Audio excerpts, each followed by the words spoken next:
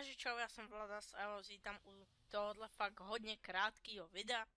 Dneska to je taková malá informačka, nebo takový malý info. Říkejte si tomu jak chcete.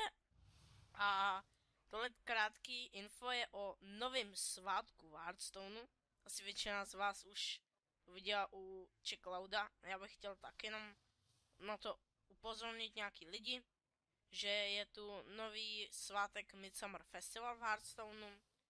A co je úplně nejlepší podle mě na tom svátku, což mě se fakt hodně líbí, že máte double goldy.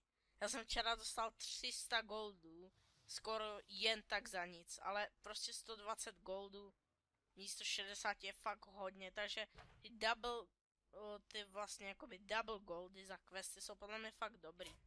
Ještě jsou tady takový červený tubky, což vlastně k tomu Midsummer Festivalu patří taky. A tohle je asi všechno pro tohle takovou krátkou informačku. Děkuji, že jste se na tohle video podívali a čus.